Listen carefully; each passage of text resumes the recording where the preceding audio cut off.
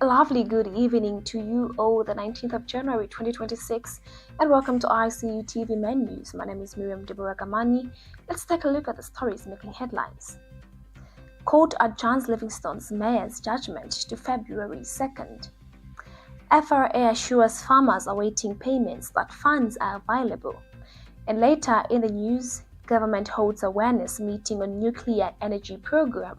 In our international news, Dangote Group signs $350 million partnership with India's EIL to expand Lagos Refinery.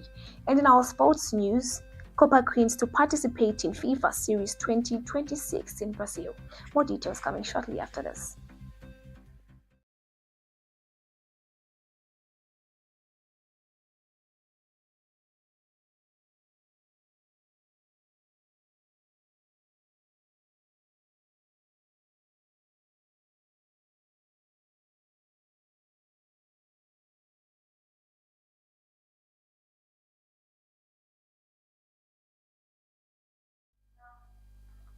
And now the news in details. The Livingstone Magistrate Court has once again postponed the delivery of judgment in the corruption case involving Livingstone Mayor Constance Mulebai, a matter that has attracted wide public interest. The ruling, which was expected today, failed to take place after the residing magistrate was unable to sit, resulting in the case being pushed into early next month. The mayor has been in trial over allegations of corrupt practices involving public resources. For more on this developing story and what the adjustment means to the case, our reporter Mishek Mfune has details. The Livingstone Magistrate Court has once again adjourned the delivery of judgment in a corruption case involving Livingstone Mayor Constance Mulebai, now set for February 2nd, 2026. The long-awaited judgment failed to take place after Senior Resident Magistrate Trevor Kasanda was unable to travel to Livingstone to preside over the ruling. This marks another delay in a matter that has drawn significant public attention. Previously, the case had been adjourned under Resident Magistrate Califano Manyepa, who facilitated today's scheduled judgment date, raising expectations that the matter would finally be concluded. Mayor Mulebai has been standing trial over allegations of corrupt practices involving 180,000 kwacha. The state alleges that between August 1st and September 30, 2023, she corruptly solicited 120,000 kwacha from a businessman, Mark Gabites, before later obtaining 180,000 kwacha in cash as gratification. According to the prosecution, the money was intended as an inducement to facilitate a 100% remission of property rates owed to the Livingstone City Council by Zamnuka Farming Limited. Earlier in the proceedings, Magistrate Kasanda ruled that the prosecution had established a prima facie case, stating that the evidence presented was credible, reliable, and sufficient to place the mayor on her defense. However, the mayor, Constance Mulebai, has denied all allegations. In her defense, she acknowledged sharing a long-standing family friendship with one of the prosecution witnesses, Monde Sumbwa, but firmly rejected claims that she conspired with her or any other individual to solicit or receive money from Zamnuka Farming Limited. She maintained that the accusations against her were unfounded and insisted she did not abuse her office for personal gain. The case is now expected to resume on February 2nd, 2026, when the court is anticipated to deliver its judgment, bringing clarity to the matter that has remained unresolved for months. Reporting for ICU TV in Livingstone, I am Mfune Mishek. The Food Reserve Agency (FRA) has assured farmers who supplied maize during the 2025 crop marketing season and are yet to be paid that the full funds have already been dispersed to participating banks across the country.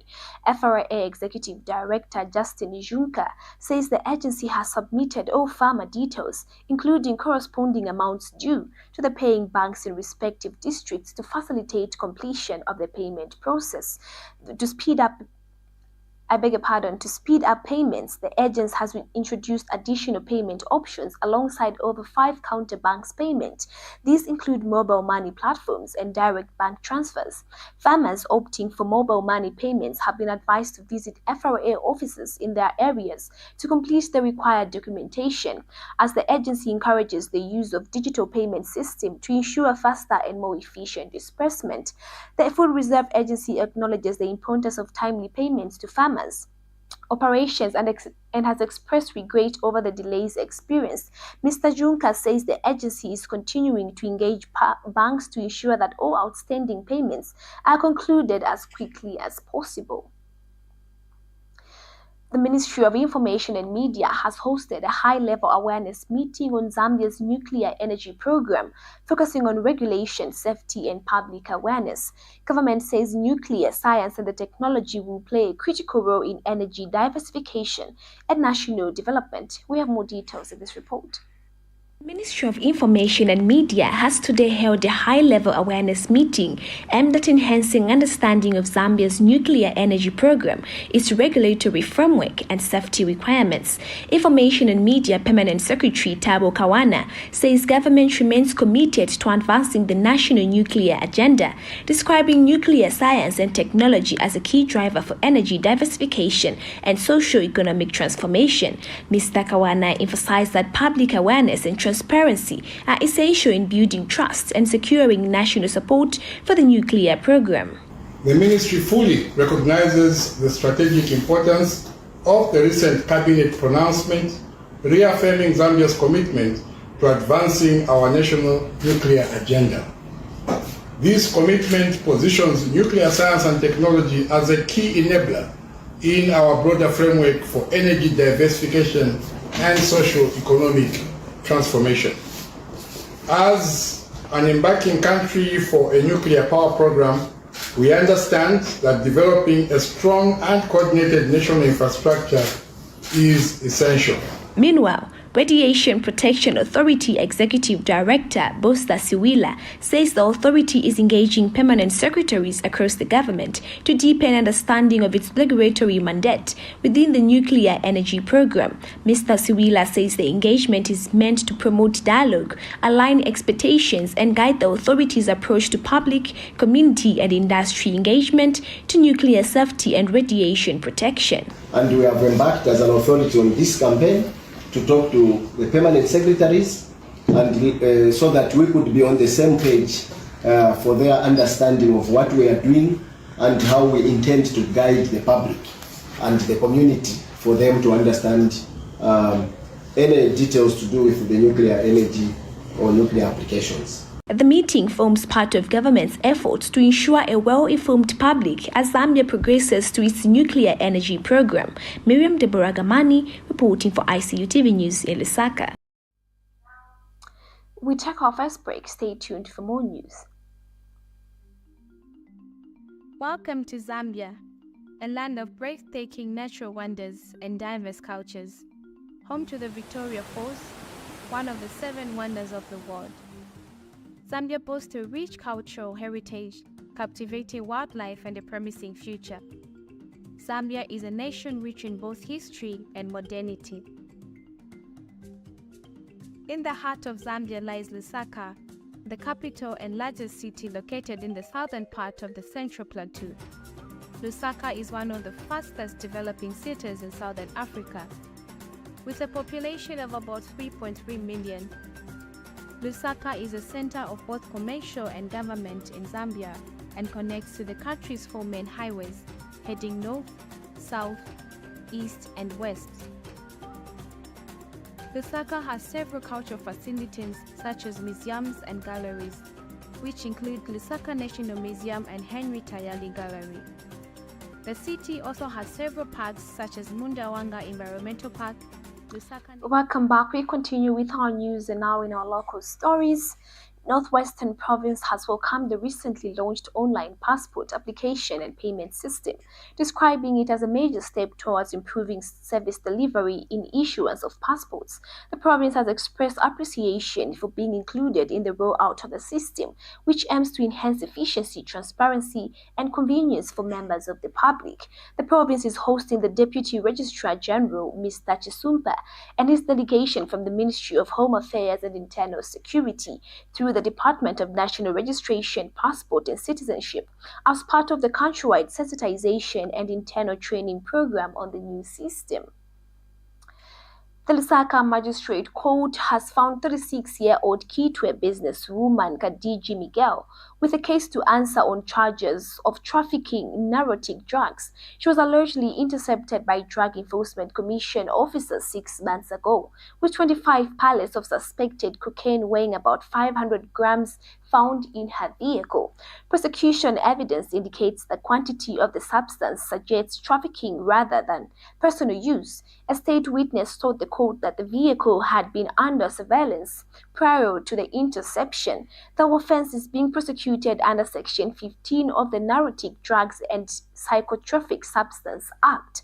The magistrate ruled that there is sufficient evidence for Miguel to enter the defense and has since been placed on defense, and the case remains before the Lusaka Magistrate Court with further hearings expected.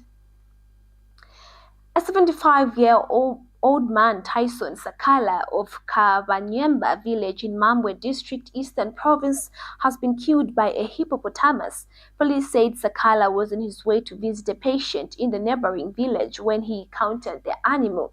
Due to his advanced age, Sakala failed to run and was stomped on, sustaining multiple injuries to his legs and head.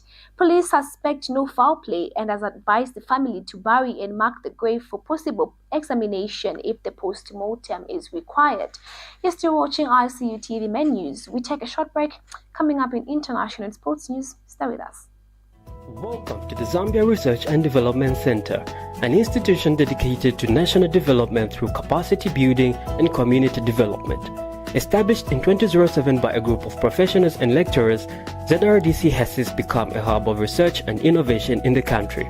Registered with the Ministry of Home Affairs under the Registrar of Societies, ZRDC pursues cutting-edge research to address pressing social and economic challenges. Get involved.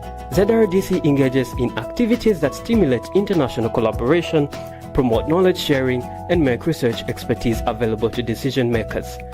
Our mission at ZRDC is to foster innovation and capacity building for national development. We believe in addressing poverty and underdevelopment through institutional and capacity building, human empowerment, and gender participation. In our quest to foster innovation and capacity building for national development, ZRDC launched the ZRDC University Sponsorship for Capacity Building and Development Program to facilitate knowledge advancement among ZRDC researchers and those intending to join the research community. Qualified Zambian citizens can pursue education at credible universities in Zambia with guaranteed prospects of joining the ZRDC research community. ZRDC engages in industrial and technological research, covering research development and innovative investigations to drive dynamic industrial development at national and regional levels. Join us at the Zambia Research and Development Center as we continue to innovate, empower, and shape a brighter future for Zambia. ZRDC, fostering innovation and capacity building for national development. Welcome back, and now in our international news.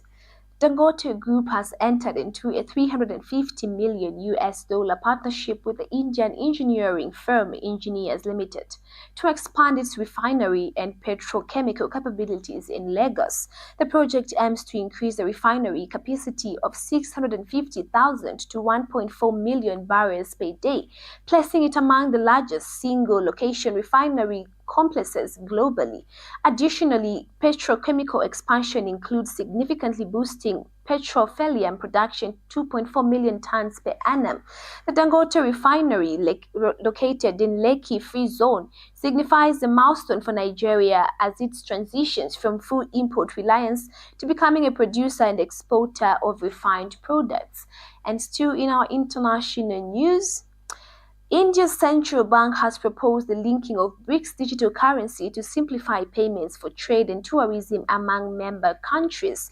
The proposal is aimed at enhancing cross-border transitions and improving efficiency within the BRICS economic bloc. The plan is expected to be tabled at the 2026 BRICS Summit, which India is set to host, and if adopted, could reduce reliance on the United States dollar amid growing geopolitical tensions. The proposal builds on early BRICS commitment to payment system interoperability. We take a short break, and coming up in sports news, don't go away. The Information and Communications University is driving the thrill for the nation in research and development. Enroll now for full-time and distance programs in the School of Engineering, Humanities, Business and Education.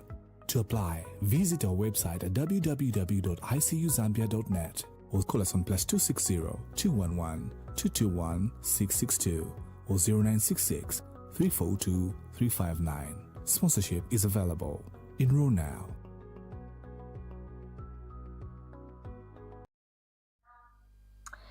Welcome back, and now in our sports news. The Copper Queens will join 12 global women national teams as part of the expanded FIFA Series tournament, which will feature 48 national teams from all 6 FIFA confederations competing during the March and April international match windows. Zambia will face Brazil, Canada, and Korea Republic in the women's category, with matches set to take place in Brazil. FIFA has confirmed the full lineup of host and groups compositions of the FIFA Series 2026, highlighting the expanded format introduced in November 2025. The series will include 12 groups, 9 men's and 3 women's, with 48 national teams representing almost 25% of FIFA's 210-member association. The women's contest will be held in Brazil, Cote d'Ivoire, and Thailand, ensuring global visibility and increasing access for fans worldwide. The FIFA Series 2026 provides national teams with opportunities to compete internationally while supporting football development off the pitch. Hosting and participating associations gain experience in event delivery, operational planning, referee development, and competition organization, mirroring conditions of major international tournaments. The initiative reflects FIFA's commitment to technical growth, organizational development, and holistic development of the global game.